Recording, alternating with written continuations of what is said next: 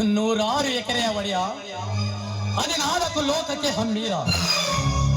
ಈ ಭೂಮಿ ಮೇಲೆ ಇನ್ನು ಇವನಿಗೆ ಯಾರು ಸರಿ ಸಾಟಿಲ್ಲ. ಸಮಾಜದಲ್ಲಿ ಒಂದು ಪಕ್ಷದಲ್ಲಿ ಇವನನ್ನು ಹಿಡಿಯಲು ಬಲೆ ಬೀಸಿ ಬಂದರೆ ಬಂದವರ ಕತ್ತು ತೆಗೆದು ನನ್ನ ವಜ್ರ ಕೋಟೆಗೆ ತೋರಣ ಕಟ್ಟುವುದೇ ಇವನ ಗುರಿ.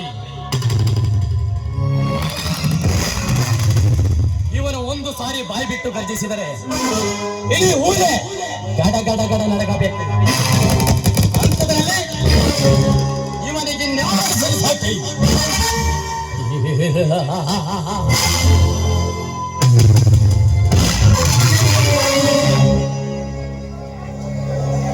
ಆ ಹಂದದ ಅಪ್ಸರೆ ಆ ಜ್ಯೋತಿ.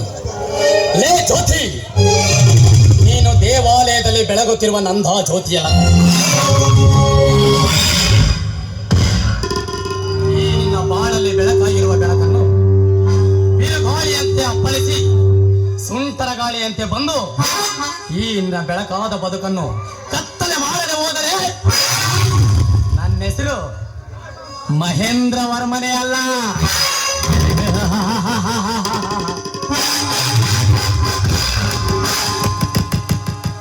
ಏನು ಬಳ್ಳಿಯಂತೆ ಬಳುಕುತ್ತಿರುವ ಅವಳ ಮೈಮಾಟ, ಹದಿಹರಿಯದ ಯೌವನಕ್ಕೆ ಕಣ್ಣು ಕುಕ್ಕಿ ನನ್ನನ್ನು ನಿದ್ದೆಗೆಡಿಸಿದೆ. ಬರುತ್ತೇನೆ ಜ್ಯೋತಿ, ನಿನ್ನ ಜೊತೆಯಲ್ಲಿ ಈ ಕಾಮಯುದ್ಧ ಮಾಡಲು ಬರುತ್ತೇನೆ. ಮೊಗ್ಗಿನ ಮಲ್ಲಿಗೆ ಹೂ ಮುಡಿದು ಮಧು ಮಂಚದ ಮೇಲೆ ನನಗಾಗಿ ಸಿದ್ಧನಾಗಿರು.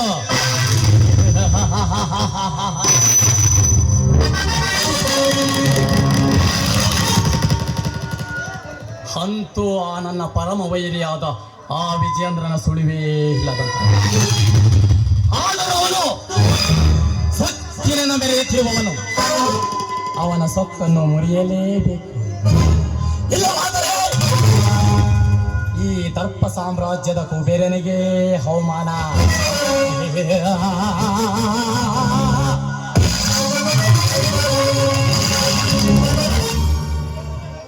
ಹಸಿದ ಬಾಯಿಗೆ ಸಿಕ್ಕ ಆಹಾರದಂತೆ ಅವನನ್ನು ತುಂಡು ತುಂಡಾಗಿ ಕತ್ತರಿಸಿ ಬೀದಿ ಬದಿಯ ನಾಯಿ ನರಿಗಳಿಗೆ ಆಹಾರದ ಎಡೆಯಿಡುವೆ. ಮಗನೇ, ಎಲ್ಲಿರುವೆ ಬಾರೋ.